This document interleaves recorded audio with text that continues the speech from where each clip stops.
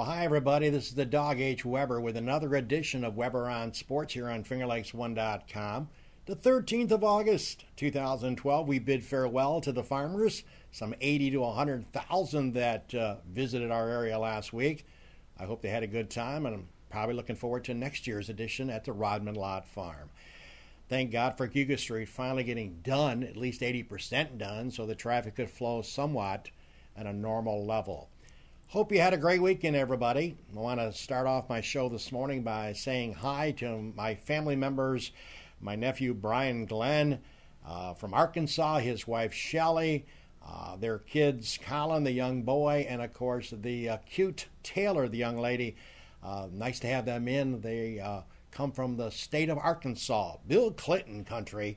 And you think it's hot here? How about 112, 115 degrees down in Arkansas before they made the trek? They're staying with my brother and my sister-in-law up in Rochester. They're going to be here for most of the week, enjoying the community center. They're looking forward to maybe going to Roseland Water Park. And also, I think they have on their docket, their itinerary, they're going to check out the Big Shower. What's the Big Shower? Niagara Falls. So enjoy your week while you're here, folks. Great to see Brian and Shelley and Colin and the cute Taylors. So it's nice to break bread. We had a nice dinner last night up in Rochester, welcoming them to the area. Enjoy your week, guys. And I know you guys think it must be kind of cold here, as it's only going to be in the 80s the next few days. Well, if you're like myself, a full-blown American, you're proud of what our team has done. Whether you win or lose, you give it your best shot. But you know, it's all about the count, too. Let's be honest about this. You want to dominate, and certainly I was a little nervous. I didn't want China to outdo the Americans, the USA squad, by winning more goals. That did not happen. We kicked butt. We won the most medals. We won the most gold. Rah, rah. Proud to be an American. And, of course, a lot of us, including my wife Mary, are going to be wondering, what do we do now for viewing? As now we have to wait until the fall primetime season is back. There's going to be a period of a few weeks that we have to be thinking about what we're going to watch on television as now the Olympics wrap up for 2012.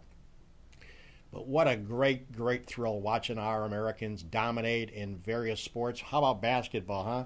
Yeah, the American basketball team, the guys only won by 7 against Spain, but a win is a win is a win. How about the American girls basketball team? They won the last 5 gold medals in that sport. Only one game in the last 5 years in Olympic competition has their decisive victory been less than 30 points. Talk about kicking butt. Way to go, ladies. We could talk about every sport, but unfortunately we don't have time on this show. But it's just great to be an American, great for our team, and we'll look forward to Rio de Janeiro in 4 years. I was captivated by the likes of Jamaicans Usain Bolt, regarded as the fastest human in the world. Now, you know Usain, if you've watched him on TV during reviews, he's a braggadocious, I am the greatest, reminding me of Muhammad Ali.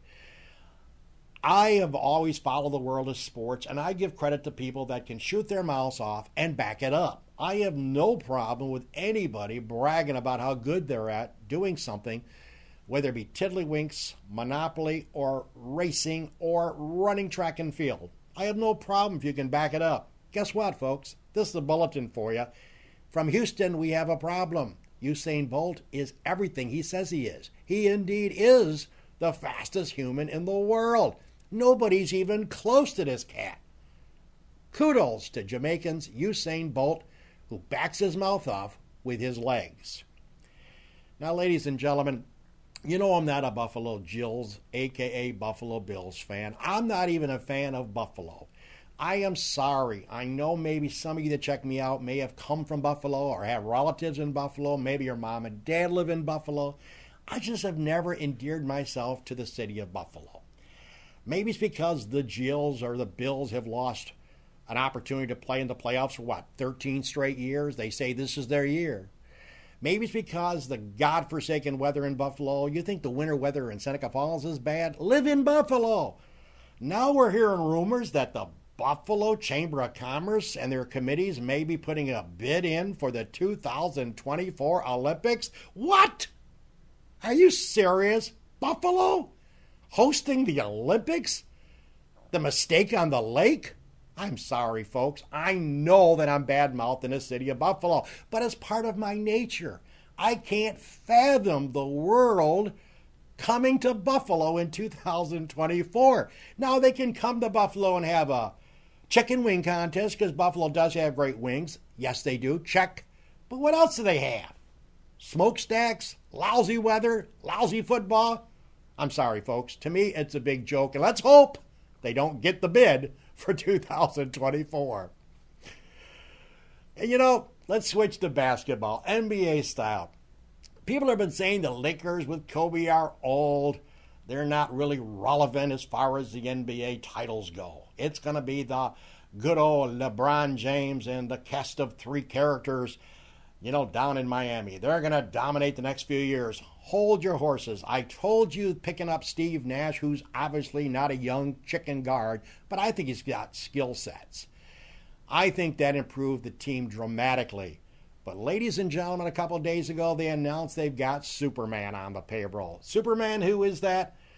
Dwight Howard.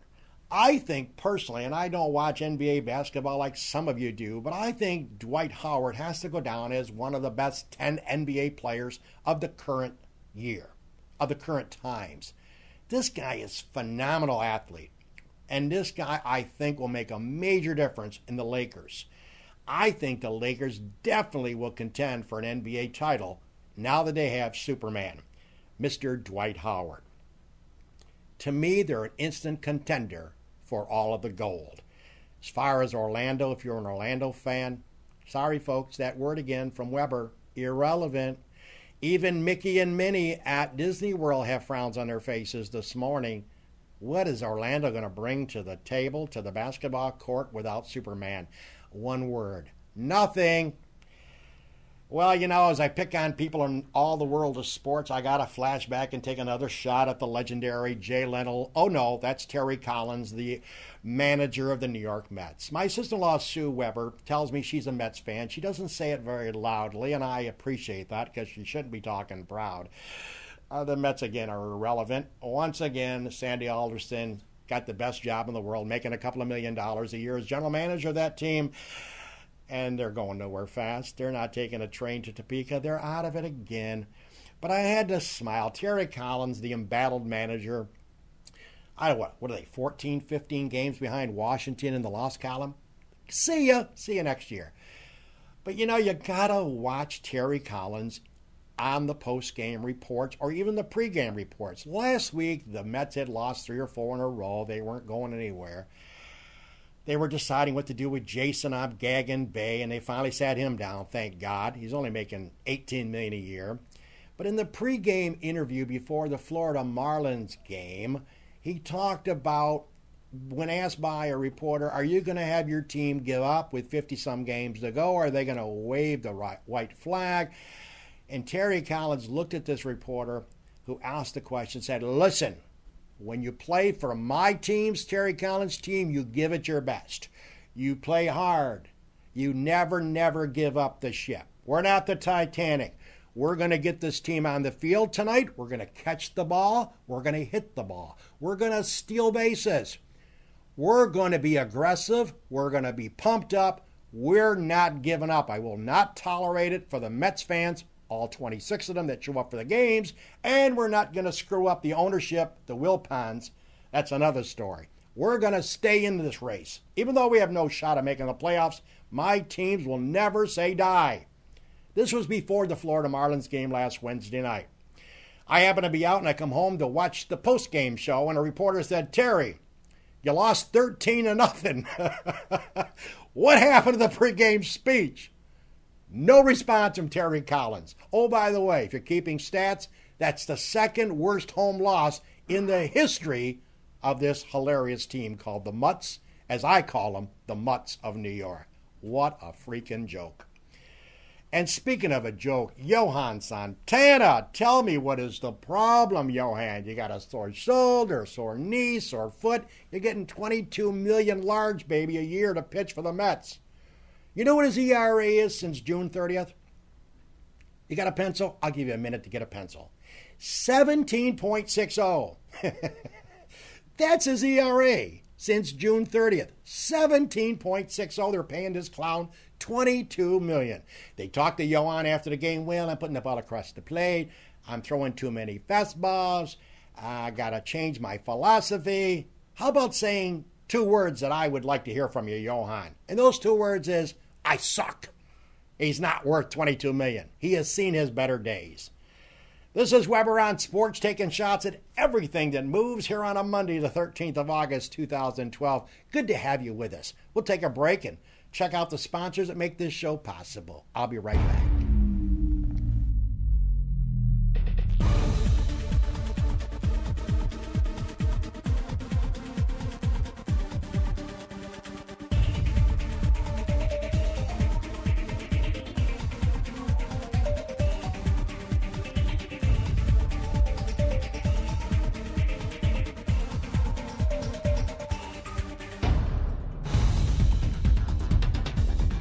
Welcome back, everybody. It's a Dog in the Kennel on a Monday, August 13, 2012. Another edition of Weber on Sports, live from FingerLakes1.com. I hope you had a great weekend. Continuing my assault on the world of sports, you go, girl. And anybody can say you go, girl. Should be from Seneca Falls, being the home of women's rights. You go, girl. Why do I say that? Because a young lady named Shannon Easton was the first lady to be an official at a National Football League game last Thursday night. In the preseason game between San Diego and Green Bay, she was the linesman person who did a spectacular job. From the players and the managers and the coaches and all those people, they thought she did outstanding. Why is that important for me to talk about? Because to me, you tell me a successful man and there's a woman that's even more successful behind that man that has made that man successful. To me, women should have the same opportunities that guys do, and I have no problem with women refereeing NBA basketball. I have no problem with women doing regular season NFL. Come on, you go, girl. Women deserve the opportunity. If they got the same skill sets, and this young lady has worked hard to get to her skill sets where she is. So Shannon Easton, you go, girl. From all of us here in Little Seneca Falls, the town where the home of women's rights. Way to go. I think it's spectacular, and I am not a male chauvinist pig. I believe women should have every opportunity that us guys have. The Washington Nationals management, back to the world of baseball, has made a bizarre decision. Their prized pitcher, Stephen Strasburg, is a phenomenal pitcher. Nobody denies that. But ladies and gentlemen, can we talk? The Nationals appear to be coasting to a division title in the National League East. The management is going to try to protect Strasburg, limiting him to a certain amount of innings. I believe his inning count will end with 3 more starts. That's pre-playoffs. Are you serious? Opportunity knocks. Take advantage of it when you can. Are the Nationals going to get primed and win their division and leave Strasburg with an ice pack on his shoulder in the dugout during the first round of playoffs?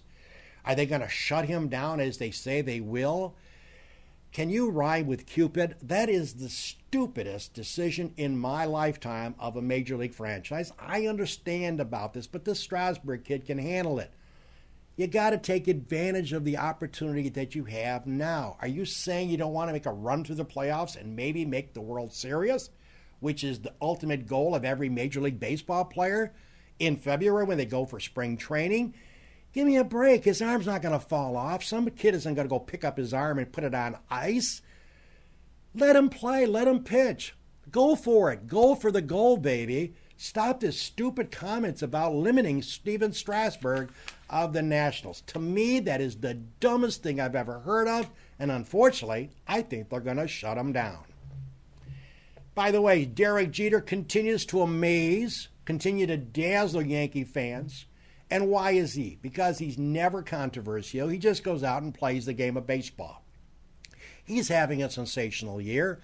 The other night, he got a base hit to right center field. The announcer, Michael Kay, the Homer announcer for the Yes Network for the Yankees, said, "Ladies and gentlemen, that's his 150th hit of 2012. Why is that important?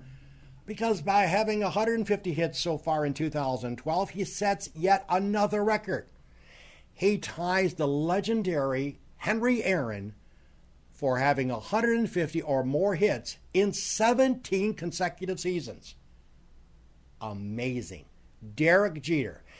If I'm still alive when Derek Jeter retires and is Hall of Fame eligible and we get anybody not voting for this guy in the first ballot, I might go spastic and I might lose it. I might do something I'll be sorry for, because I can't imagine a baseball writer not voting for Derek Jeter unanimously, 100% of the vote in the first ballot. How could you find anything wrong with the way this guy has played the game of baseball, the way he's acted, and certainly the way he has produced? Let's go to the world of racing. Dick Marshall and Ted Flock. Let's talk about Ambrose has won the Watkins Glen. What a wild finish, huh? Keselowski, Ambrose, Kyle Busch with a lap to go, banging, smashing.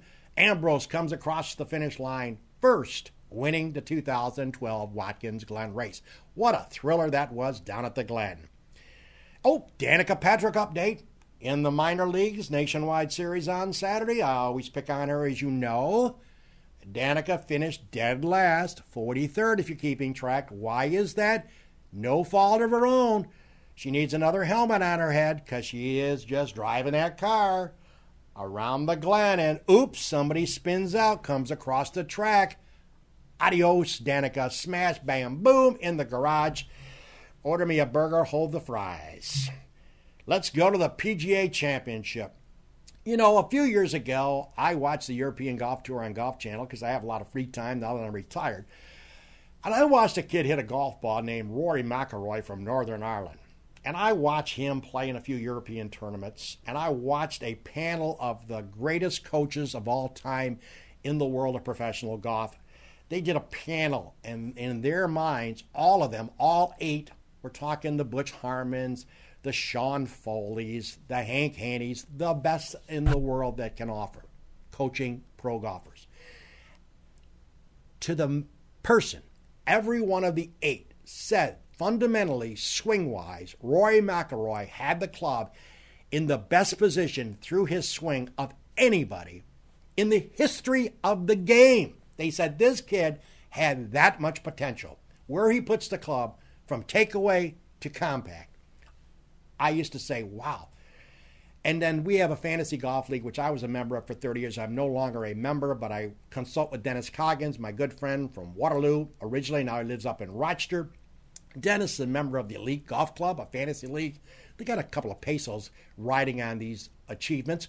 And I told Coggs, pick this kid. Dennis had heard about him, but he didn't know a lot about him. I gave him a whole brief analysis of McIlroy's game. And Dennis making the pick of Rory McIlroy, the other 7 members of the Elite Golf Club, ha, ha, ha, what a dumb pick. Oh, that guy. Who? Rory McIlroy. I wonder what Booty and Brad Jones and everybody's thinking this morning. He's won his second major tournament. Oh, by the way, he won it 3 months shorter than Tiger Woods achieved his second. This kid has an unlimited future. Phenomenal player. Yes, he misses cuts. Yes, he has bad streaks. But I'm telling you, folks, when his game is 80%, the 80-20 rule, say goodnight to the rest of the tour. He wins by 8 shots this PGA Championship, 8 going away at Kiawah Island in South Carolina. Why is 8 shots important? That got a new record for him because Jack Nicklaus had won by 7 in 1980 in the PGA. Forget Jack. Adios, Jack. That record has been taken over now by Rory McIlroy.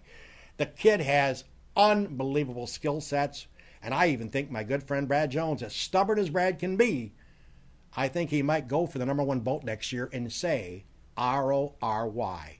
Give me some Rory. This kid is phenomenal.